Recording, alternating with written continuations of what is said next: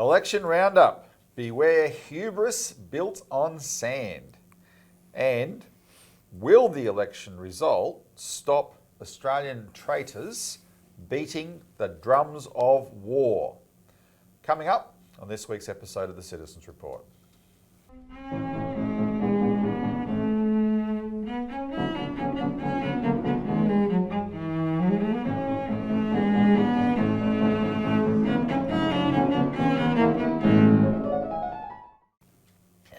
Welcome to the Citizens Report. It's the 8th of May 2025. I'm Robert Barwick. I'm joined today by the Citizens Party founder and leader, Craig Isherwood. Welcome, Craig. Yeah, thanks, Rob. Good to be back. Yeah, now that the election's over. Yeah, the election's over. You don't need all the highlights. We can go, well, I don't want to say fat lot of good it did. No. But it did do it. I'm sure it did some good. Anyway, we'll talk about that. We want to give a nuanced report on the election, but we did dominate the show for a while there so that we could just keep getting the message out who the Senate candidate was.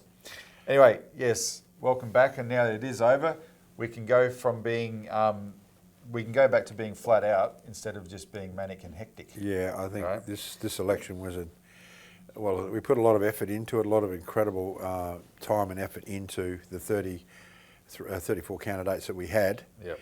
And, it's good to get, after that, people don't appreciate just how much work it is, and going back from frantic to busy is going to be enjoyable.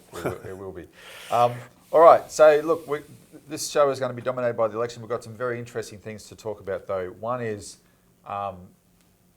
sorry, Albo, take a chill pill. The majority result in the House does not reflect how popular you actually are. And if Labor loses sight of that, then it'll be on their head. So we'll talk about that, and we'll also give some the insights into how the Citizens Party did. And then there's a significant possible outcome from this election, which is something that our party has led the debate on. Are we going to finally stop having discussions that are all about leading to war with China? Because the election result hopefully would indicate that politicians will learn that lesson that we should. All right, let's get into it. But first, remember, one of the things we need to do on this show is increase the viewership, and you can help with that. Like the show, please. That's all about the algorithm. Subscribe. If you're not a subscriber, remember to ring the bell icon. Comment below. The comments are important feedback, and I try to engage with them as much as possible. So if you specifically want to get a message to me based on what was said here, put it in the comment below, and I'll endeavour to reply to you. And donate. There's a donate button there, and we have to keep that up, because that's probably our biggest weakness more than anything else. We've got the policies, we've got the personnel, but exposure comes from resources. Right, and we need to keep building on that. That's a crucial element, Robin. We did a big jump in donations from people online, and thanks for those who did donate for the election. But look, the work starts now. It starts at 6 p.m. on the night of the election, and we've got a 2-election strategy. The first one's gone. We've got a lot of work to do, and we'll talk a bit more about what we intend to do later. But the key is these damn elections are not cheap. No. And people think that, they say, well, why don't we hear of the Citizens Party? Well, we didn't spend $3 million on Facebook like Clive Palmer. Yeah. And to compete, we do. We spent a lot of money on And both Facebook. Major parties spend tens of millions of dollars, right. And therefore, to be heard, we need to increase our funding to be able to at least target our advertising into places that we will be standing candidates for the next election. Yeah, we're not trying to win government at an election. We're trying to get a toehold in Parliament that once we get it there, we won't be able to be ignored anymore, and then we can build on that, because we're the one party outside of the major parties that's not trying to just be a protest party, right? We have the policies to govern the country, but we've got to get there, and it just does take more resources than we've got. Robbie, this particular the campaign that we just ran, we spent the most money in about 20 years. Yeah. But the other thing is that what has happened in the last 10 years in particular, particularly even since the last election, is that I've never seen the the negotiations over our preferences be so significant in every single seat. Yep. And we weren't preference last. In some cases, we were preferenced by the Labor Party. That was a sea change. Third place, which was an absolute sea change. But that's a reflection of the policies and the work that we have done into the community, particularly about the Public Post Office Bank, and raising our profile on the crucial issues that people need to and are responding to in the community. Yeah. All right. So let's talk about more about that in a second. But let's give the overall analysis first, Craig. Election roundup. Beware hubris built on sand. Now, you know the main warning about something built on sand is about a house built on sand. So this is me being clever, replacing the word house with hubris. Hubris is when you get too cocky. And now I'm sure there's plenty of people inside Labor Party warning about this, but basically they've won a monster majority in Parliament on a minority vote. And if they lose sight of that, they're fools. Less than 35% of the electorate voted for the Labor Party, yet they have a bigger majority than Bob Hawke got in 1983. And I'll give you a sense. I went and looked at the figures here. This difference, this decline in the major parties' primary vote, because the Liberals got even less, right? But the decline in the major parties' primary vote. So if you go back to the Hawke election in '83, when I remember my local member of Parliament then, because I lived in West Victoria, Malcolm Fraser, cried on election night when he had to concede defeat. Bob Hawke won 82 seats with 49.48% of the primary vote. That's as close to 50% as you'll get, right? 82 seats. In '96, Howard won even more seats with 47.25% of the primary vote, just a few points down. In 2007, Rudd beat Howard with 43.38% of the primary vote. And in 2013, Abbott beat Rudd with 45.55% of the primary vote. Yet in this election, Albanese has won 87 seats, it could be 88, with 34% of the primary vote. Now, so that is a weak foundation for a big victory, right? And that's all we're pointing out. There are other factors at play here rather than any idea that suddenly Labor was super popular.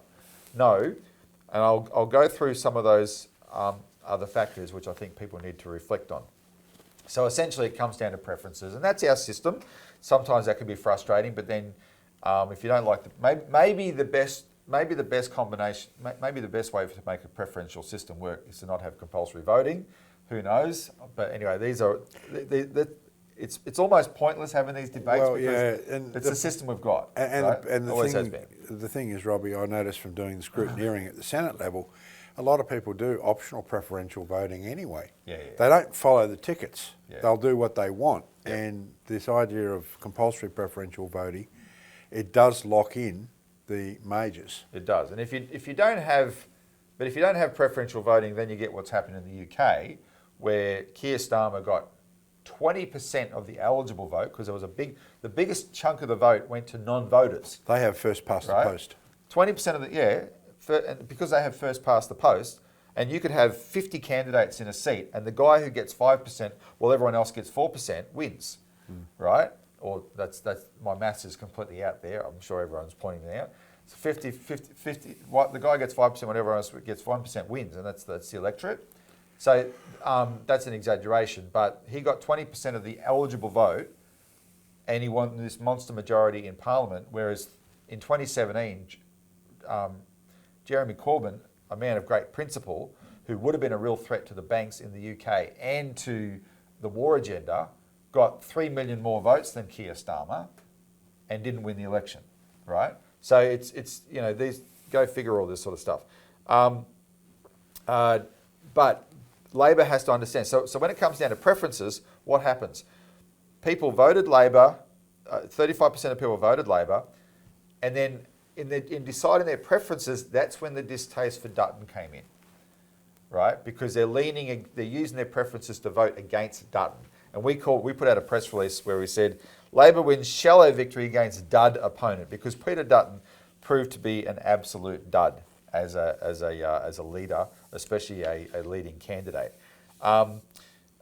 This guy, look, I'm no fan of Malcolm Turnbull, but I'm going to talk more about Dutton later on in the second part when we talk about this war talk with China. He's one of what people that I've labelled an Australian traitor, because this guy was gunning for war.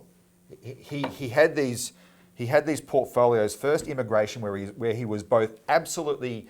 He gave scores of money, of millions and millions of dollars to the most corrupt security companies in the world to lock up people on desert islands, right, as our immigration minister. And if you look at the deals Dutton did approve with these security companies, these were absolutely corrupt. The per capita cost of our cruelty to refugees on offshore detention, we're spending millions of dollars per person just to torture them over there, because we're too scared as a country to be the biggest country in the world to actually let them in and treat them humanely in this country. And Dutton revelled in that, and his secretary was this absolute creep, Mike Pizzullo.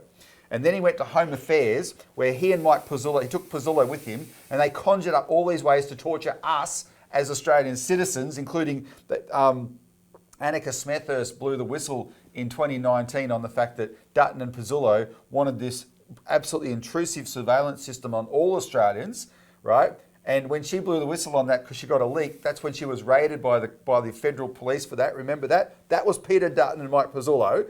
And then he went to defence, where we're going to go to war with China. It's unthinkable if America goes to war over Taiwan, Australia won't be there, right? And in Anzac Day 2022, Peter Dutton, as the Defence Minister, said Australia must prepare for war, and that's the only thing. He only had one note as a minister, and this kind of hard, tough guy thing that Malcolm Turnbull called a thug, and he was a thug. And then he's like, oh no, I can be nice, and in the election he couldn't, because he couldn't help himself. The slightest thing came up about China, and he's all over it, right? Because that's who he actually was. And so the public distaste for that guy, that's when it shows up in the preferences, right? And that's why, preference-wise, Albo was able to pick up on all that and win the majority that he's got. Now, just still on the Liberals, I'll change the order here, so I'll come back to the Greens. One of the things that you have to conclude from this election, and this is where Peter Dutton was particularly nasty. He tried to make anti-Semitism a massive feature of his campaign. His accusations against Labor and the Greens over anti-Semitism. And he didn't just call it anti-Semitism, he called it Jew hate. And it was all garbage. This is the guy who completely ignored the advice of the police over the caravan in New South Wales to say this could have been the biggest terrorist attack in Australian history. And the police were saying, hang on, the whole thing was a setup. It was clearly a fraud. Right? No, he didn't want to hear that. And so he could, because Australians don't like to see, if you're on Twitter or on other social media, but Twitter's the worst. If you're on Twitter like me, or what's now called X, there's unfortunately, well, I won't say unfortunately, Elon Musk has this attitude that, don't censor anything, though he does censor some things. But I tell you what, you get exposed to a lot of horrible, horrible images coming out of Gaza involving children with just blown apart. Right, and it's completely, it's really hard to stomach this stuff, and because Australians don't like that, this thug called them Jew haters, right? So, get lost, Peter Dutton, and don't let the door hit you on the way out. I mean, seriously, you're done, and Australia will be better off without you. Absolutely. He must really end up with a defence contractor or something, Robbie. Of course he will. Look, he'll either. Given he was the assistant treasurer who so wisely invested in the banks just before they were bailed out, right? He'll either end up in a bank or he'll end up in the defence industry sector. But I will say that because given how hard he went on anti-Semitism, it didn't work. No, just completely blew up in his face, right? Because it was never true and it was garbage. And I hope, but see, Albanese was a real coward against that sort of stuff. I hope he actually learns a lesson from that. Now, this brings us to the Greens, because the Greens, were the other target of these attacks on anti-Semitism, about anti-Semitism. And now, and the people who hate the Greens are saying, oh, look, this is the demise of the Greens. Well, if you actually look at it, Craig, yes, the Greens in the seats that they've lost, so they've lost all their seats in the lower house. They had 4 seats. They only went down a couple of percent in vote, right, in each seat.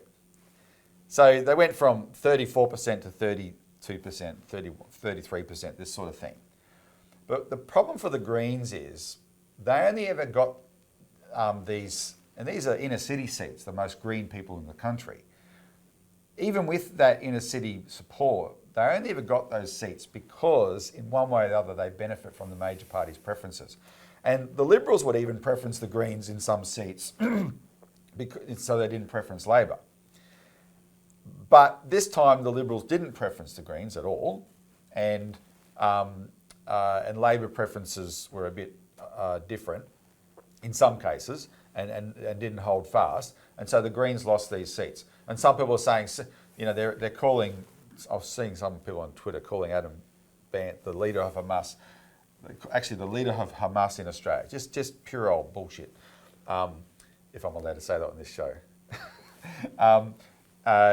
And so, you know, that part's exaggerated, but it also, I just want to emphasise the point, because their success has always relied on major party preferences, that's also been a vulnerability for them anyway, right? See, people can think, you know, we're having a takeover of the Greens, and you realise, well, they've only got a minority vote too, right? A lot of these things get completely exaggerated. And this goes back to the beginning of the Greens. I want to make this point because it's a good, I want to contrast what I'm about to tell you about the Greens with us, right? So the only reason the Greens are even a force in Parliament is because in the 1990 election, Bob Hawke's 49+% of the primary vote in 83 had collapsed to really, really low, the lowest he ever got. And Labor knew that was going to happen. And there'd been these debates about uranium mining and forestry and all that kind of stuff.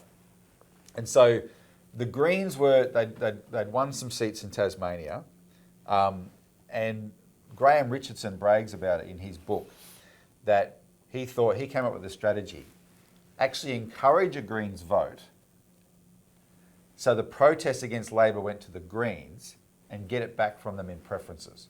That was his whole strategy. Instead of having a protest vote that went to the Liberals, have it go to the Greens. That was his strategy.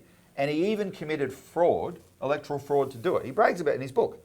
He took donations to the Labor Party, money that people had donated to the Labor Party, and used it to buy Green ads.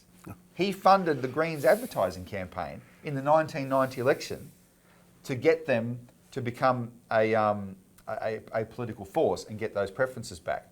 And that got the Greens started. Sorry, they hadn't won seats yet by then, but that got the Greens started. Then they got seats in the Tasmanian Parliament, which is the easiest place to get seats in. And then by 1996, Bob Brown gets elected to the Senate, and they're able to build on that. So they only exist because of the establishment strategies. The Citizens Party is the very antithesis of that. We will never get establishment help as a party, ever. They're not going to want us in there because they don't mind these protest parties, but they're not going to want a party that really stands for policies that will take away not only their power but the power of the vested interests that fund them. All right, back to the Liberals for a second. Something else I want to reveal. This is a scoop for the viewers of the show. Less than a month before the election started, advocates of the Postal Bank, now I won't name them, but people I work with very closely, had a meeting with Peter Dutton and with a separate meeting with Angus Taylor about the Postal Bank.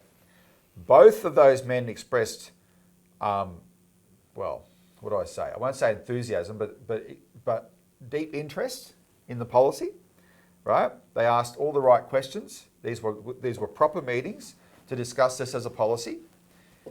And then you look at, you know, they couldn't deny that this would be a popular thing to do. And then you look at the election campaign, Craig, and how much they absolutely floundered. No policies. no real policies. You know, and stupid a things like 25-cent reduction in petrol, big whoopee. yeah, and stupid things like the work from home fiasco, right, which was a Jane Hume thought bubble apparently. So you look at that and you go, well, why wouldn't you embrace a policy that would actually be universally popular? And that goes to the heart of what's wrong with both major parties, because they couldn't, because their obligations to the banking power are so much greater than their desire to get elected. Yeah. They only, in fact, the banks founded the Liberal Party. Let's be honest. And they know that when they leave the Liberal Party or they leave office, they're going to get a cushy job in the banks or somewhere. 100%. So why would you bother standing up for anything that's going to cause you grief? Yep. And that's why we've got this uni party in this country now, and that's why the Liberals are so hated too, Robbie. And it's the same will happen with the Labor Party. We're talking about the end result now of 40 years of neoliberal policies. They haven't got anything left in the tank in neoliberal raping policies. Nothing left to privatise. Nothing left to privatise. The cost of living is going through the roof because we don't manufacture what we should here. You know, the interest in supporting Australian business is nowhere near what it should be. And there's they're at the end of their life on this neoliberal ride. Yep. And that's what you're seeing in this election. And you're right about us. I mean, the point is that we don't get any help whatsoever in any format. No, exactly. And that's why it's important, you know, that we're going to be appealing to people for membership, because we need people to be more and more grassroots people to be involved. Exactly. Well, let's get on to us now, because I'm sure people are wanting to find out. So, bottom line for the Citizens Party in this election is we grew our vote. Our national vote may grow by, probably grow by at least a third, maybe a half. Again, which is good. It's better than nothing, but it's nowhere near what we'd hoped.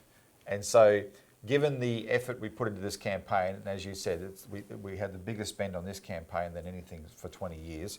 The only reason we can compare that is with 20 years ago, we had the extraordinary benefit of one of our supporters out of the blue giving us $1 million, which that's the We year. ran 100 candidates that election. 100 candidates, and we ran TV advertising in about 4 or 5 seats. That's the year we discovered how expensive TV advertising is. That was all pre-internet, as pre-social media as well, right? And so that was a different universe completely. then. So this was the biggest spend since then for us. And so what it teaches you, though, an experience like this, is that although we had some brilliant traction with our candidates, led by Dr. Andy Schmulo in New South Wales, and there was an interview Andy did on YouTube on the Adam Stokes show a week before, or a couple of weeks before the polling day. He got 90,000 views on that interview, right? I mean, people were just lapping it up. He was being noticed everywhere, but that's YouTube, so it could be 90,000 views Australia-wide, not just in New South Wales, and even worldwide for that matter. So it's about how do you translate that role we have in intersecting the political debate, which we've done really well. It doesn't automatically translate into votes, right? And what you said before the election, Robbie, is, you know, Rex Patterson, the former Senator Rex Patterson, he made the very valid point that only 20% of the population are interested in politics. Rex Patrick, sorry. But 20% are interested in politics. But the 80% are the ones that decide the outcome. That's right. So the question becomes, how do you get ideas into that 80% when they're not interested? And there's a converse to that too, is when people complain about where the country's going, the cost of living, and why can't my dollar go further, why can't I get a house, it's because 80% of the population are voting for the problem. Yeah. This is what is quite astounding. Well, one of our candidates said that, and we'll talk about him in a minute. Yeah, and the problem is, if you want to complain about the way Australia's going and you're voting for the major parties, you're part of the problem. Yeah. And that's what people don't recognise, is that if you want a solution, you have to look outside. But in your defence, in the 80%'s defence, what you do discover is that although we have this great show and we've got regular interaction with our supporters, etc., everybody exists in these equivalent of political fish polls, Yep. echo chambers. And the challenge to get your message out to that 80%, because they're not paying attention, is a real challenge. And so so we'll talk about that more in a second, because we have to do more at the grassroots to actually do that. But just give some specifics, Craig, on the various campaigns. Andy Schmulo has already announced that he's committed to running again next time. And so given the traction that he got after 5 weeks of starting from nothing, we will keep that going. So watch the Andy Schmulo show, people. This guy is dynamite, and he's going to be doing a lot of things that are going to be very entertaining. And one of those things is he had such a great time at the AMP AGM, which was the only annual general meeting of a major company during the election, where he put that management crew on the mat. He wants to go to the next ones. And so there's the big bank AGMs are coming up later in the year. Watch for the fireworks when Andy Schmulo turns up at those events, right? Because nobody can put bank CEOs and chairmen on the back foot like he can. So that'll be a bit of fun. Anyway, I want to mention Bessemer Hawley's campaign here, because people need to watch. So this is the seat of Corwell, which is just behind where Craig and I are sitting. And it's the one we had the most to do with, because our office is here locally, so we were all in the polling booths that day. But this is going to be the last seat declared in Australia, probably, because this is where just describe all the rules of counting votes have been thrown out, because the vote for the two major parties collapsed by so much, and there were 13 candidates, and so many of the independents picked up significant votes. The Electoral Commission can't do the normal two-party preferred. Well, the two-party preferred is a mechanism that the Electoral Commission uses to be able to get the information out to the media. There's no reason, it's just a technique. Yeah. That means that they try and look before the election, they look at the party, every electorate, and they say, oh, well, it's going to be Liberal, it's going to be Labor, it's going to be National Party or Labor, it's going to be Greens and so forth, and they prick the best guess that they have of who's going to win that seat, the two most likely candidates. Unfortunately for the seat of Corwell, you've got a Labor Party that's usually, it's a safer seat for them. Was a safer Maria seat Van for them. Vakino was getting over, close to 50% of the vote, the primary vote. She resigned, and you got a new Labor Party candidate there. They know the Labor Party, but their problem is who is the second person? Who's the second preferred candidate? So what they said, we're going to do a special count to try and determine this. So they did a special count, and they couldn't. Then they did a third count, they couldn't. Right, so now they've said that they can't find one, and they intend to go to a full preference distribution to find out what the result is, which means all the pre-poll votes have to come in, all the postal votes have to come in, and then they'll do a full count. So there's not going to be any result in that seat for over 2 weeks, because they simply cannot estimate or make a good guesstimate, you might say, of who the likely two candidates are. Now, it's absolutely amazing. So what's really frustrating for our candidate, Bessemer Hawley, is that when you're up against 12 other candidates, it's literally a zoo, right? It becomes a zoo. And then she had all sorts of operations run against her. But there's a half a dozen polling booths in that electorate where some she got over 10%, some she got just under 10%, which for a Citizens Party campaign was spectacular. But then you had, this has a 26% Muslim population in that electorate. She was one of 6 or 7 Muslim candidates, even though what I tell people about Bessemer is she's a candidate who's a Muslim. She's not a Muslim candidate. She's a Citizens Party candidate. But she's a member of that community. And then the Muslim Votes Matter thing didn't back her, backed the other guy, right? And that was a big operation around Australia, Muslim Votes Matter.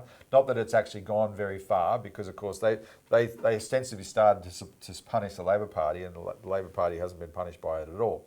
But then there's a big Assyrian community, and their candidate has got a lot of votes, right? And so Bessemer's not going to win. She's not in the running to win. But one of these independent candidates could win, which would be a huge boil over if it actually happens, because none of them are Teals. None of them are backed by Teal money, right? This would be a real independent getting up based on the local community's reaction to Labor in that electorate, which will be quite interesting. That said, for the record, just in case he's watching, if the Labor Party candidate does pull it off and does win, I do congratulate him. Bassem Abdo, I got to know the guy pretty well, and he is a decent guy. And he would be the first Palestinian ever in Parliament, Australian Palestinian. All right, now one other candidate I want to talk about. We don't have time to talk about it all. Notice I'm not talking about myself, but I've got to talk about this one other candidate. What does it take to get the Citizens Party national publicity? Let's look at what it doesn't take. We can save bank branches, get ignored. We can stop them banning cash, get ignored. We can stop the Jim Chalmers from legislating away democratic authority over the RBA, get ignored. We can get the turnaround public opinion on Christine Holgate and get her name cleared in the Senate inquiry, get virtually ignored. We got a little bit on that one, but just get virtually ignored. But the sort of things that you do that you think, man, this deserves wall-to-wall coverage, you never get. However, we did get wall-to-wall coverage for one day at the end of last week, the day before the election, when our candidate for Riverina, Richard Foley, called the voters in his electorate the dumbest on the planet. We'll show you the headlines. Now we're laughing. We're laughing because, one, you shouldn't say that, should you, Craig? No, you shouldn't, but everyone thinks it. All the major parties think it. And, you know, sometimes when you're doing the scrutineering, Robbie, of the Senate vote, I'm afraid it's maybe not that they're dumb, but they don't pay attention to important issues, no, and that can right. be confused too. Well, and Richard was expressing I'm going to give you some background on him in a minute, but he was also in one of a very safe National Party seat, and he was expressing that frustration as well. Just back to the rule why you shouldn't say it. One of the ways we in the Citizens Party keep ourselves sane is because we have a saying that a psychologist can't complain his patients are crazy. A psychiatrist, and, yeah. That's why you don't. That's why you don't say it. You're not going to win voters by doing that. However, Richard did say it. He said it in a Facebook post, but on his own private Facebook account, not his campaign one. And that's a locked account that only his friends can see. And so one of his friends, who he thought was a friend, took it, leaked it to the National Party, and Michael McCormack, the sitting member, who has run the seat again, he beat it up into this massive scandal, and it got national headlines on ABC and Channel 7 and news.com.au, etc. This candidate who's denounced his own voters in this way. So I put out a video. We won't do the whole video, but I put out a video in defence of Richard for Facebook, because although it was unadvisable for what Richard said, and it was intemperate, my point was this: understand where this guy's coming from. And I told the story how I got to know Richard. In 2022, when the Citizens Party was fighting really hard to stop the banks closing branches and literally smashing country towns and fighting for the postal bank, one of the things we did, we went to our expense to hire someone to go all across the internet and get all the contact details of all the elected councillors in Australia so that we could email all of them about our campaign, because this affected local communities, right? And that's the level of government we targeted. And these government positions change all the time. Exactly. So it's a very intensive job. Very, very intensive, and it's temporary. This is the effort we went to, right? So the very first email we put out to 4,000 councils around Australia, asking them to support our campaign for a postal bank. The very first person ever to respond to that was Richard Foley, councillor on the Wagga Wagga, City of Wagga Wagga Council. And Richard Foley moved a motion straight away in the council to support the postal bank, which passed. And then he took it to the local government association and moved the same motion there. It didn't pass. That's a funny story I won't go into now. I would have told it a few years ago on this show.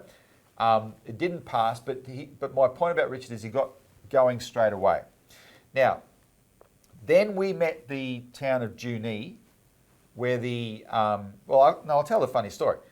The reason it didn't pass at the local government association is because when he put up the motion, the CEO of the Junee Council, the general manager of the Junee Council, was there at the local government association meeting, and he moved a motion against it because he was upset because we were advocating a postal bank, and he had just been told by Commonwealth Bank that they were going to lose their branch in Junee, which was the only bank branch left in town, that the Commonwealth Bank was going to pull out, and the Commonwealth Bank said to him, you can go and bank, tell people they can go and bank at the post office.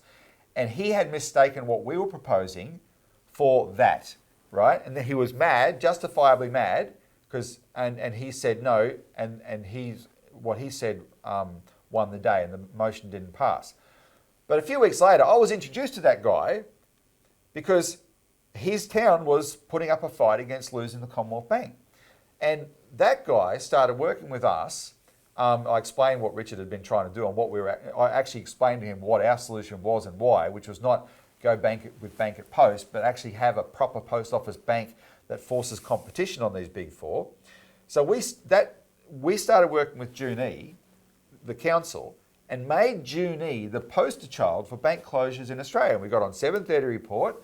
The town got on 7:30 report in December 2022, and then in February 2023, Senator Gerard Rennick, who we worked with, put up a motion for the Senate inquiry into bank closures in regional Australia. And Glenn Isherwood and I were walking around Parliament handing out all our material on why this was so important, and the motion passed. And so that was entirely Citizens Party work in conjunction with Senator Rennick, Dale Webster, the independent journalist, Martin North, the banking expert, and working with towns like Junee. As soon as that inquiry motion passed, all the National Party MPs in Parliament stood up to take credit for it. And led by Michael McCormack. And Michael McCormack walked back into the chamber and gave the fieriest speech against the banks I've ever heard. And I mean, it was fiery. I was cheering it on, like it was so good. And he was just going right after them for the way they're destroying these country towns with these bank closures. And then he ended the speech by demanding that they be made to reopen them. And so on the one hand, I'm thinking, yeah, great, a powerful speech. And Darren Chester, the other national guy from down here in Gippsland, did the same kind of thing. He gave a fiery speech. Both of those men, but McCormack mostly, had been cabinet ministers in the government just over 6 months earlier, and had been cabinet ministers for 9 years. And 5 of those years at least, McCormack had been the deputy prime minister.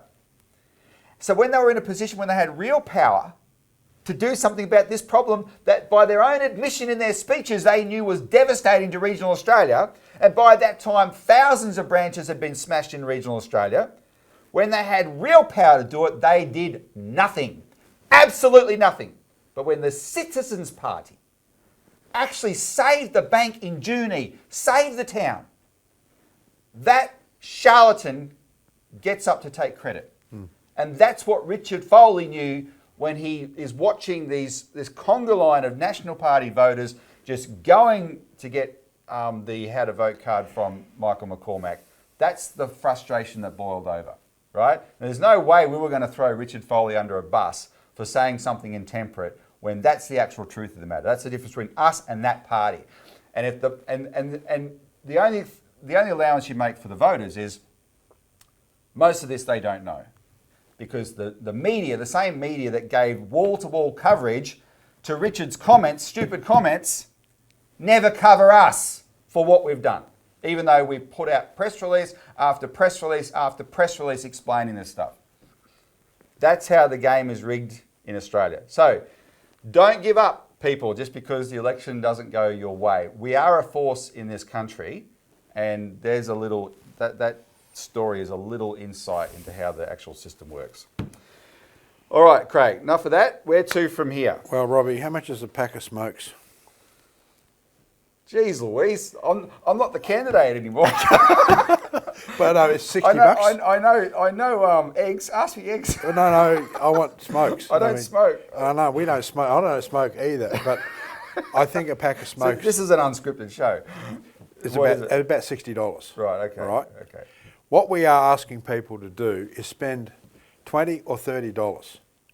So not $20 or $30 to become a Citizens Party member and to get plugged into our stream of information. We send out an electronic copy once a month of the Australian Alert Service to keep our membership informed.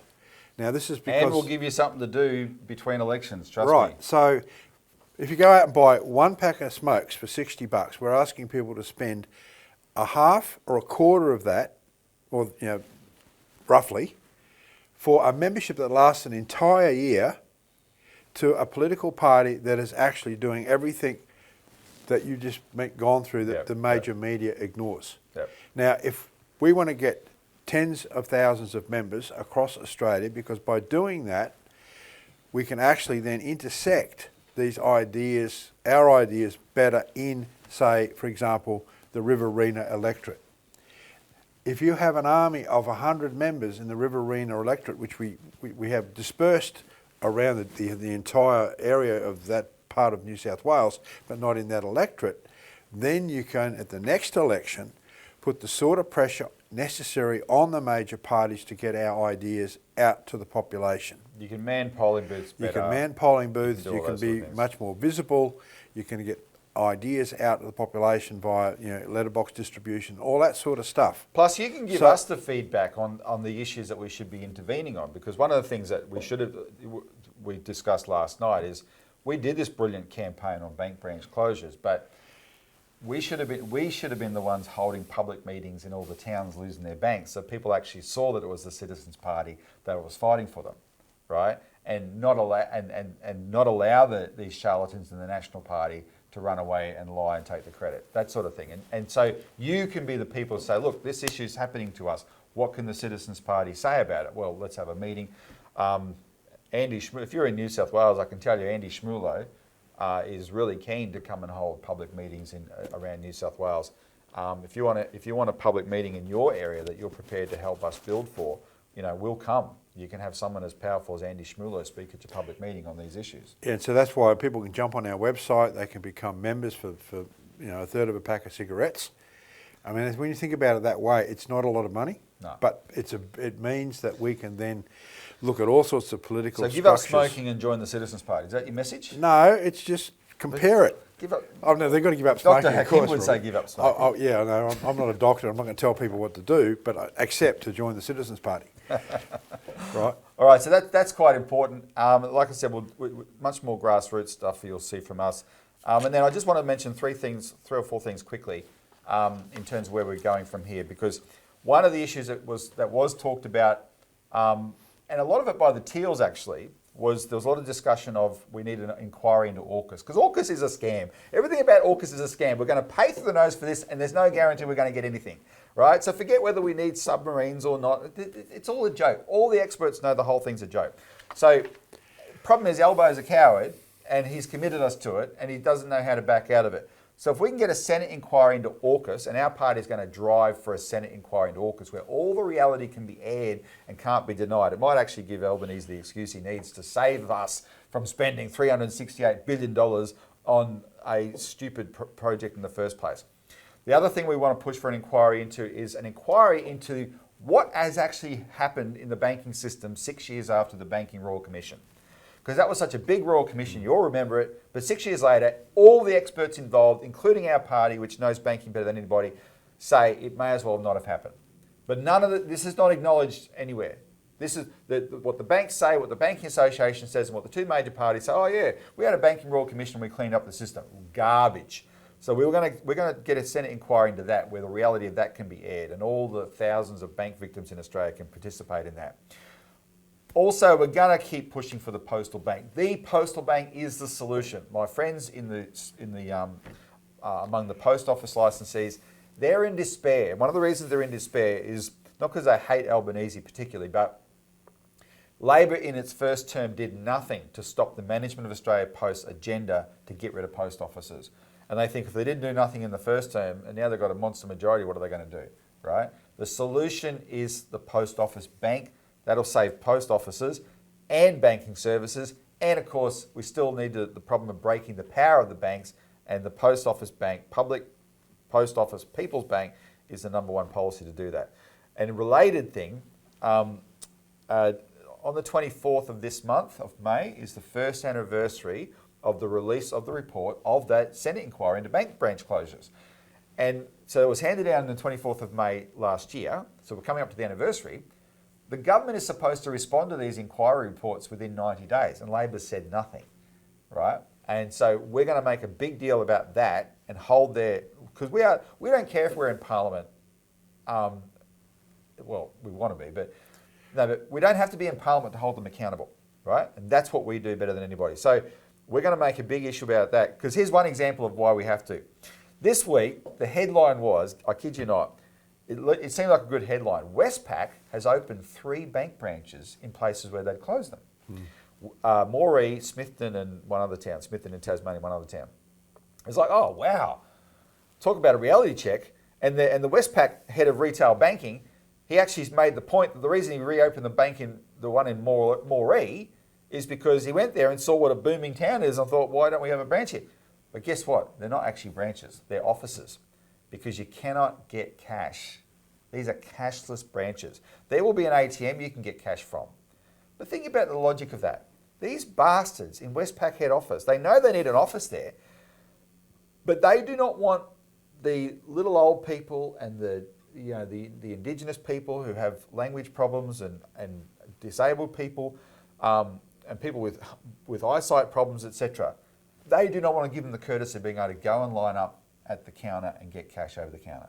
No, go use the ATM, right? Cashless branches by definition are not branches. There's a legal definition of what a branch is, and you must be able to get change, cash and change over the counter at a branch. So this is a joke, right? This is Westpac on the one hand realising that you've got to have some representation out there, but not actually wanting to serve anybody, right? And these banks, they're not there to serve anybody. They're there to gouge and plunder, and we're the ones that are taking them on. So those are the things that you're going to see us talking about a lot going forward. Now, I'm just conscious of the time because I want to play a couple of videos, and we're running out of, what does this mean? We've got about 15 minutes left, so it's quite important. So let's rush to the next bit, Craig. Will the election results stop Australian traitors beating the drums of war? So as I already mentioned, the China bashing in the election by Dutton, he couldn't help himself. It went off the charts. And it started off with the Chinese spy ship, then they reversed the lease of the Port of Darwin because America told us to, right? They just bowed the knee to America. Both parties did that. Bowed the knee to America, reversed the lease of the Port of Darwin as part of the suck up to Trump. And then this narrative in the last week started that Jane Hume, one of the nastiest people in Parliament, Senator Jane Hume, accused Labor of having Chinese spies on polling booths. And you and I had literally met the man they were accusing of being the Chinese spy the day before they said this, right? Total garbage, and I'll defend him every day of the week. Now, the Chinese community really reacted to that, but we might have had a role here. We went out so hard to defend them, and I put out a couple of statements last week defending the Chinese community and these people that were named. Because I just met them, I put out statements. At the end of the week, Penny Wong did something she hasn't done for the whole time this China thing's been an issue. Now, Penny Wong is an Australian, full stop. She's an Australian. And that's what I need people to understand about this China issue. Stop saying Australians and then anyone who's an immigrant is something else. No, we're all Australians. My father is an immigrant, right? I am no more Australian than any of the second generation, and frankly the first generation immigrants to this country from wherever they're from. Just get over that stuff. It's ridiculous. She's an Australian. Her heritage is Malaysian Chinese. So that's why her surname is Wong. But she's also a cowardly politician who tries to avoid controversy, and the whole time since 2016, this China thing's become an issue. She has been very timid. And it hasn't helped her, frankly, because people have still accused her, because she's got a Chinese name, of somehow being in the tank of the CCP. Right? It's all garbage. But anyway, this time, after the Citizens Party had put out some strong statements, and the Labor Party saw us getting a lot of interest in the Chinese community, and they did. We saw repeatedly where the Labor Party noticed the sort of things the Citizens Party was doing in the Chinese community, because they came to us out of interest because we're the only party that was prepared to defend the Australia-China relationship. Then the Labor Party started copying it, and it culminated with Penny Wong put out a statement the Thursday night before the election, a powerful statement attacking the Liberal Party for calling these poll volunteers, Chinese spies. And she referred to our Chinese community. She identified herself for the first time ever with the Chinese community. And it worked a charm. It drove a surge of votes from Chinese voters to Labor. You've got to understand something of significance about that, Craig. Chinese voters naturally see themselves as liberals. Yeah. Because they have a pretty black and white view of politics. And so to them, it's like, okay, the Liberals say they're the party of small business and family values. Good, that's our party. But in the last election, they voted against the Liberals. What used to be a 70% vote, it used to be 70% for the Liberals. Last election, 60% of Chinese voted for Labor. This time, even more did. And we probably had a role in that. So now Albanese has beaten the guy who created AUKUS, Scott Morrison, even though he was too cowardly to tell him to get lost when Morrison gave him 24 hours to agree to AUKUS. And he's beaten the guy who's arguably worse than Morrison because he was so intent on beating his chest over the drums of war. Will Albanese learn that lesson and go, hang on, he can be more independent and stop being so cowardly and stand up for Australia in an independent way? Well, we'll see. So now I want to play you the two videos though, because the first video is not a good sign. 2 days after the election, Kevin Rudd put out this video on Twitter. Now, Kevin Rudd's our ambassador to Washington. So he put out this video on Twitter, and clearly Australia is, like, we have no shame. There's no national self-respect in this country. This is just a total shameless suck-up to the Americans and to Trump. Watch it. Australians and Americans have always been a special team. Our partnership was forged side by side on the battlefield, and it's only gotten stronger in the 100 years since. In 2025, we're building even more together. The AUKUS partnership is driving billions in US military investment and securing a free and open Indo-Pacific. Our record high two-way trade is creating American jobs and fueling economic growth. And Australia is powering the future, supplying the critical minerals the United States needs for domestic energy and manufacturing. Australia is investing big in the US of A. Over 100,000 Americans work for Australian companies in the US. And your $32 billion trade surplus with Australia supports thousands more American jobs. Australia's pension funds have a $2.7 trillion US pool of capital, larger than the sovereign funds of Saudi Arabia and the UAE combined. Australian pension funds already have invested some $400 billion in the United States, and they've committed to investing another $600 billion over the next 10 years, taking total investment to more than $1 trillion. So whether it's Australian companies creating jobs and innovation, Australian capital supercharging US businesses, or our steadfast commitment to a safe and secure Indo-Pacific, we in Australia are investing big in America. And we're just beginning. So there you go.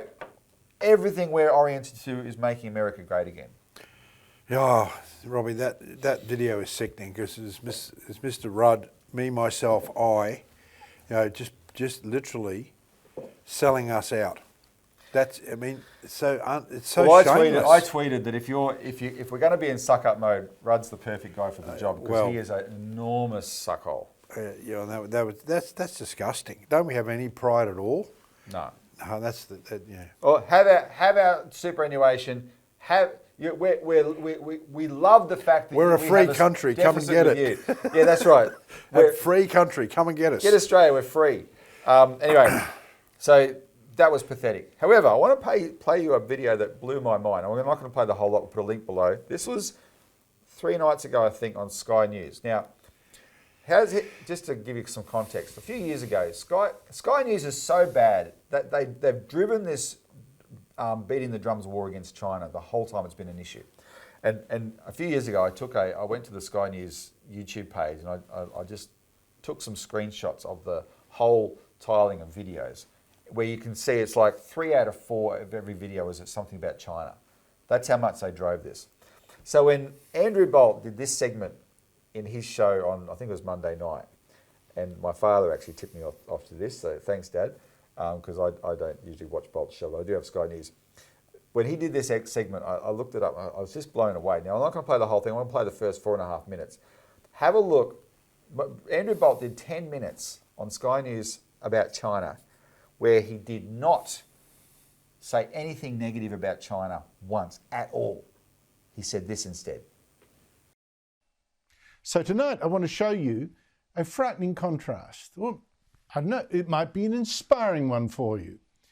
It's something that I hope would make this Labor government think, gee, we better get our skates on, because our future is not being made here. It's being made in China. Now, a lot of even smart people think, oh, China, that's just where cheap workers make cheap stuff for rich foreigners like us. Now, one of those very smart ignoramuses is US Vice President J.D. Vance just the other day. We borrow money from Chinese peasants to buy the things those Chinese peasants manufacture. Peasants? The Chinese are just peasants? Here is one peasant in China paying for a drink without having cash or even a phone, just his hand. It just shows how ahead China is in terms of technology. Now, even genuinely smart guys, genuinely smart, like John Cadogan is the from the Car Expert website, check it out, thought that China was more like, a cheap labour kind of place, nothing to make Australians feel ashamed of. That we're backwards instead, until, of course, he visited one of China's massive new solar panel factories. I had a generally cheap, nasty impression of Chinese manufacturing until recently when I actually went there to check it out. The Ryzen production base in Ninghai, China. This massive factory beneath this solar array is roughly 1 million square metres, which is around about 100 football fields. It has roughly 15,000 employees, of which more than 1,000 professional propeller heads work actively in R&D. Now, there's a little tip I'll get back to later. This one company hires 1,000 engineers and scientists just in research and development. Now, this factory is full of robots. There's not many jobs in the green industry. And it's extremely high tech, producing solar cells the diameter of a hair and then assembling them into solar panels, and so many of them. This single Chinese factory in 1 year produces the equivalent of a third of all the solar panels Australia has deployed. And what really should shame us is that an advanced solar cell called PERC, P-E-R-C, was first developed in Australia by Professor Martin Green at the University of New South Wales, but was put into production in China, especially by some of his Chinese students. And China now produces almost 80% of all the solar panels in the world. And that PERC cell developed here is used in 90% of them. But what do we get out of it? So I'm looking at this, Craig, and I'm thinking, now, like I said, we'll put the link below. What's the whole thing? It's actually the full picture. He was just blown away. It's like he's had an epiphany. China is an advanced country that's hardworking and values, they're a scientific community and values science and technology, and they are building the best infrastructure in the world. And they're doing it all powered by public banks. That's why that's one of the reasons that proves our policy will work. That's fantastic that he's actually prepared to show that. Does it mean one thing about Rupert Murdoch, who owns Sky? Rupert Murdoch has survived so long because he sniffs the shift in political winds, and he always conforms to it, right? And then he'll find ways to steer that. But my question is he interpreting this election outcome as saying this China bashing has had its day for now, right? Maybe, I don't want to overstate that, but maybe he is. And the reason I'm highlighting this is because our party stood alone against this Sinophobia for so long, knowing it was garbage, but knowing it was dangerous. Why do we talk about it? I'll tell you why we talk about it. Because with all the problems you can list in your country, if one of them becomes a war, nothing else matters. Yeah. When the missiles start flying over and blowing people apart, nothing else matters. That you do everything in your power to avert a war. Because once you're in it, it's hell, right? And these arseholes have been talking us into a war that would be the end of humanity on the planet if China and America go to war and we get drawn into that. And we're a base for that because of the military build-up here. That's why we've gone so hard on this. And so when you see these shifts in the electorate with the way that Dutton's China bashing didn't work, and the Chinese community have found their mojo, realised, well, they're equally Australians as well, and they can express that at the polling booth, etc., and be supportive of the Citizens Party. When you see those sort of shifts, and then you even see Murdoch being able to air something like that, well, it's a good sign. Robbie, this is also in the backdrop of what's happening with the US President, Donald Trump. Yep.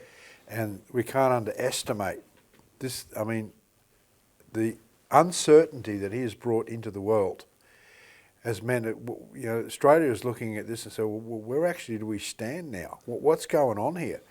Right? And then we're looking at, are we going to go with this Trump guy that keeps changing his mind every 24 hours? Or are we going to look at our trading partners, our biggest trading partner, and say, well, at least we know where we stand with them. Yep. So we haven't got time now to go through any sort of analysis of this, but I think this last election there was an element of wanting to stay in a safe haven, in the sense that people knew who Albanese was. They had 3 years of him, so they said, well, we'll stay with him. And of course they couldn't hear of the Citizens Party for all the reasons you said. We just get blocked out everywhere and we don't have the resources to spend the millions like Clive Palmer. So people go back to the safe haven as a knee-jerk reaction because they just see this uncertainty that's come into the world. They don't know about BRICS, they don't know about the alternatives. That's our job and we'll continue to do that.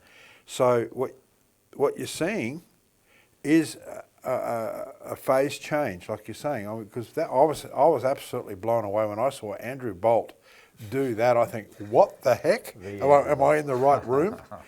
Right. So I mean, this is a phase change for people, and we need people to join us. We need people to continue to follow us on this program and inform themselves. Yeah, we are the one party people can trust. What we say is what we know and what we mean, and we always will. And we're you not can read about it. And we'll give you the information. Anyway, all right, but we're way over time, so we better wrap this up. Okay. Craig, thanks for joining us. You're welcome. Thanks to the viewer for tuning in. Help us get this out, please, because we've got to set the agenda for the next 3 years. Tune in next week for more of the Citizens Report.